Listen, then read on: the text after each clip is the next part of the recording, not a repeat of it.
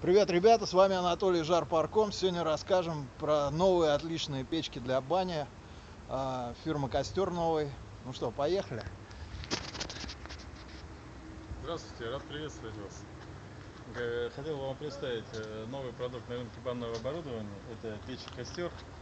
Производителем данных печей является компания с аналогичным названием. Группа компаний «Костер» появилась в этом году.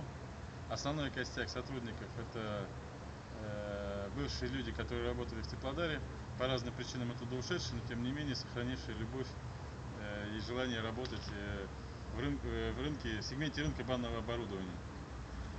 Чем принципиально отличается данная печь от всего того, что представлено на рынке? Но в первую очередь это первые по-настоящему комбинированные печи, которые сочетают в себе преимущества толстостенных печей с низкорегированной котловой стали и нержавеющих печей, использующих в своей конструкции элементы из высоколегированной нержавеющей стали. Изначально за базу данной печи бралась классическая конструкция известных всем скандинавского производителя, однако в процессе ее доведения до ума она была существенно модернизирована. Самое главное отличие от всех существующих аналогов – это конструкция непосредственно топки. Топка имеет, в отличие от всех аналогов, более узкую и высокую конструкцию, которая обеспечивает значительно большую теплоотдачу, соответственно повышается КПД. Это первое. Второе. В отличие от всех существующих аналогов, в 2,5 раза увеличен коллектор, который и рассекатель данного коллектора расположен не в нижней части, как у всех, а в средней. Это позволяет еще более увеличить высоту пламени непосредственно в камере сгорания и, соответственно, увеличить поверхности теплоотдающие, которые эффективнее нагреваются огнем. Данная печка используется в боковых стенках, как я уже сказал, котловая сталь 0,9 ГДВС. Эта сталь имеет очень жесткую структуру, и она не подвержена существенным деформациям при термических нагрузках, что позволяет сохранять ровные поверхности боковых стенок топки весь срок эксплуатации печи. Элементы конструкции, которые наиболее термически нагружены, изготовлены из нержавеющей стали толщиной 4 мм с содержанием хрома 17% и содержанием титана 1%.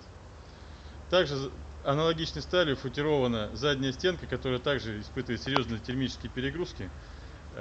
Одновременно с футировкой это является каналом подачи воздуха из колосниковой зоны в место, где происходит дожиг, то есть в месте оборота пламени. За счет этого еще более повышается КПД работы наших печей.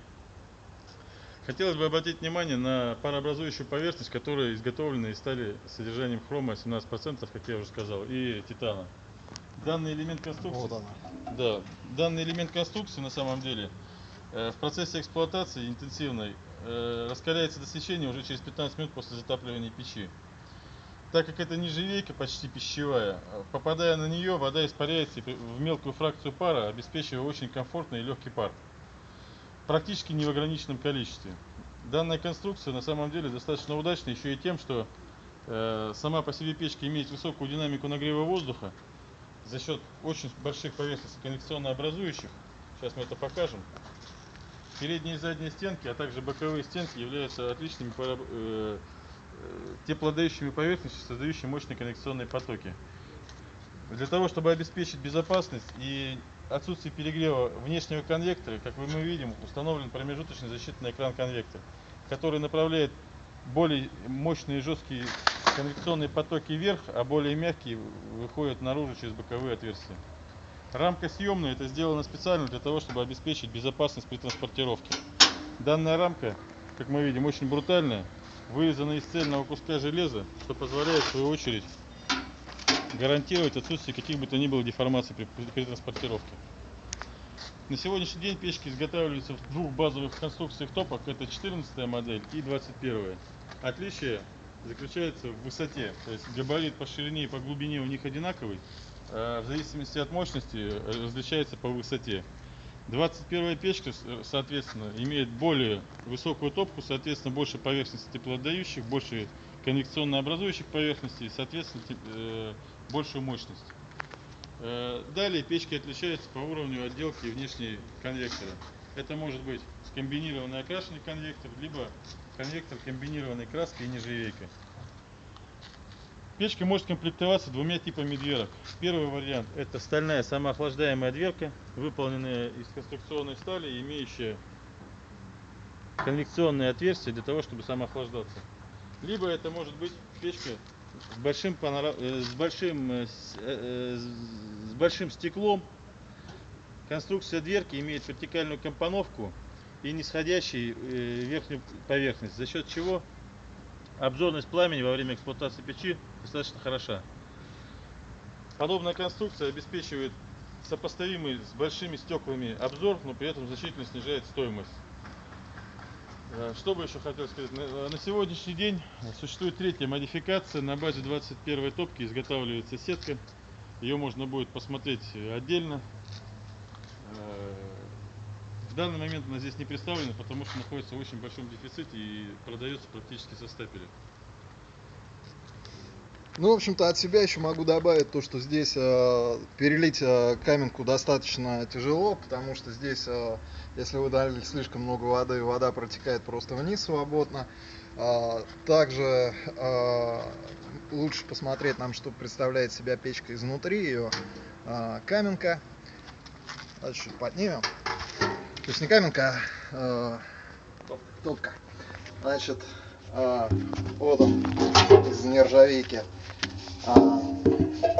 Канал подачи воздуха, чугунный колосник. Так. То есть топка очень высокая.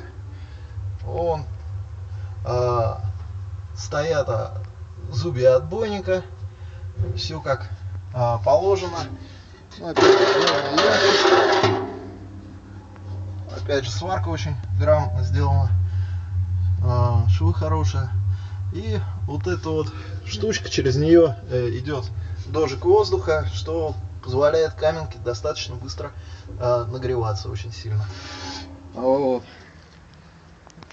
Точно такая же конструкция здесь, просто печка больше на большую кубатуру заточена. Ну, еще одна особенность — это выход конвекторов, которые находятся не как у обычных печей сверху, а посередине. Почему это сделано? Я сейчас объясню. Дело в том, что боковые стенки значительно мощнее нагреваются в силу особенностей конструкции, что потребовало дополнительной изоляции внешнего конвектора от перегрева. Вот мы можем увидеть внутри, что здесь установлен промежуточный экран-конвектор, который одновременно закрывает внешний конвектор от перегрева и направляет жесткие конвекционные потоки внутрь каменки. Это позволяет еще более эффективно нагревать камни и делать микроклимат в парильном помещении значительно более мягким, потому как через боковые отверстия выходят уже конвекционные потоки, образующиеся между промежуточным и внешним конвектором. Они значительно более мягкие. То есть, насколько можно подытожить, топка сделана из конструкционной стали, из нержавейки сделан канал подачи воздуха и заодно защита от перегрева. Также из нержавейки сделана верхняя часть топки, с которой можно снимать пар достаточно быстро, потому что это самая хорошо нагреваемая часть печки. И особенность также, то, что никто не делает, это защита от излучения. То есть стоит топка, после нее лист специально, и после нее уже идет кожух. Так что, когда ты ногу ставишь сюда, там тебя не обжигает. Вот. На самом деле это не только мы делаем, это делают и другие, но обычно это присутствует в более дорогих моделях. Я хотел бы также обратить внимание на достаточно простое, но очень эффектное решение. То есть нам удалось найти место для размещения логотипа нашей компании. Все это вырезается одновременно с раскроем дверки. И в момент эксплуатации логотип очень красиво и эффектно выглядит, когда в нем бликуют язычки пламени. То есть это решение также наше, и оно достаточно эффективное и красивое. А насколько сильно можно быстро протопить парилку? То есть там час, два, три? В зависимости от выбранной мощности, на самом деле, для получения температуры от 0 до 80 градусов, то есть той температуры, при которой уже можно идти париться. Но это, как правило, не больше 30 минут. Это обусловлено тем, что, еще раз повторюсь, эффективность топки значительно превышает эффективность аналогичных печей за счет более узкой и высокой конструкции, а также за счет организации дополнительных конвекционных сечений, где конвекция направляется по двум каналам, как я уже сказал, одновременно. это безусловно увеличивает эффективность печи. А какие режимы можно банные получить с этой печкой? В зависимости от пожеланий клиента можно совершенно спокойно маневрировать с микроклиматом за счет наличия парообразующей поверхности. Как я уже сказал, через 30 минут при достижении заданной парильщиком температуры, это может быть температура от 60 до 80 градусов, можно ограничить подачу кислорода в топку, за счет этого снизить интенсивность горения. При этом в любом случае парообразующая поверхность будет достаточно нагрета для получения очень большого количества пара. Тем самым можно маневрировать микроклиматом, то есть соотношением температуры и влажности. Данная печка, она не имеет каких-то скрытых элементов, которые, как считается, позволяют получать какие-то дополнительные преимущества, но она гарантированно максимально надежна и максимально эффективна. То есть на сегодняшний день проведены ресурсные испытания, которые показывают ее срок эксплуатации не менее 10 лет, это во-первых. Во-вторых, мы как производители даем гарантию на 3 года изначально. Почему? Потому что данная печка и по конструкции, по применяемым материалам обеспечивает подобную гарантию и подобный ресурс. Да. На этих печках мы, конечно, ограничиваться не будем. В ближайшее время появятся и отопительные печи, и печи, оборудованные газовыми горелками. То есть планы у нас достаточно большие. Надеюсь, что они будут реализовываться с теми темпами, которые мы ожидаем. А по ценовой политике Ценовая что? политика данных печей, она сопоставима с печами аналогичной конструкции, схожей конструкции, скажем так. Скажем так, если сравнить эти печи с печами Грейвери, либо с печами Везувии, они несколько дешевле, но это не значит, что они хуже. Более того, по многим параметрам, на мой взгляд, как производители, они превосходят именно благодаря применению более дорогостоящих элементов, более дорогостоящих материалов в элементах конструкции. Ну и за счет большей... Ну, сварка, я смотрю, тут отлично. Это кто варит? На самом деле это варит не люди, это варит робот. Причем робот позволяет гарантировать стабильность и качество швов. 100% топки проваривается роботом. Люди собирают только непосредственно корпус, а уже все остальное выполняется роботом. Эту информацию и видео мы готовы предоставить для того, чтобы увидеть, как все это работает. Отлично. А все-таки вот пара каких-нибудь самых сильных отличий от конкурентов? Увеличена теплоотдача за счет изменения компоновки топки, значительно увеличивается теплоотдача боковых стенок топки, а также задней стенки. За счет этого мы значительно увеличиваем динамику нагрева воздуха. За счет увеличенной высоты коллектора дымосборника мы значительно улучшаем качество нагрева камней. За счет наличия нержавеющей парообразующей поверхности мы получаем неограниченное количество пара уже через 30 минут. За счет промежуточных экранов конвекторов мы разделяем жесткие конвекционные потоки, направляемые внутрь каменки, а более мягкие, направляемые в парилку.